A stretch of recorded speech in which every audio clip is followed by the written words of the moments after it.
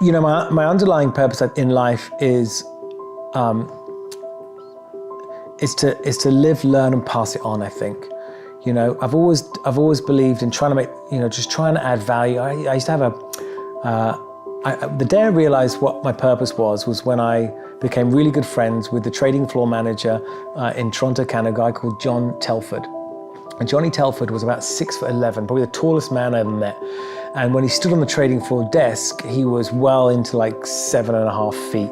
And he used to bellow at about 6 o'clock in the morning for all the traders, you know, to come around and they'd do like a team talk. And he was like my mate. And he told me, he says, Secker, he goes, you just got to remember, buddy, he goes, just keep adding value wherever you go.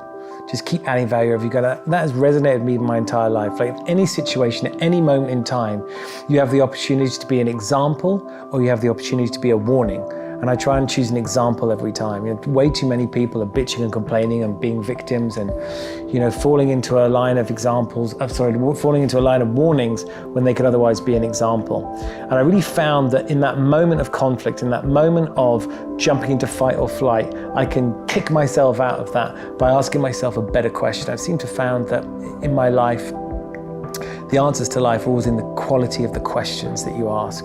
So rather than say like, why does this always happen to me? Like find a different question to send yourself on a different path, or ask yourself a question, what else could this mean? And see if you can set yourself up for a different way of looking at it, and then create a different kind of outcome. So I try and be, you know, my purpose in this game of life is to be an inspiration, to try and make a difference.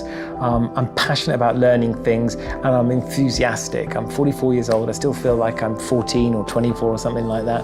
I don't think, when they interviewed a group of 100-year-old people, they all said they still felt they were 25, it's just their bodies hadn't kept up. And I still have the same excitement, enthusiasm and thirst to learn, not just information, but real wisdom, and pass it on and see if I can't make a difference, you know, getting behind other people and getting them enthused about it too. I always remember somebody telling me that, you know, the greatest gift in life you can have is being able to transfer your feelings. And if you can transfer your feelings, you've really mastered the art of influence, the art of persuasion, but most importantly, the art of leadership. And I think that is probably one of my greatest gifts today.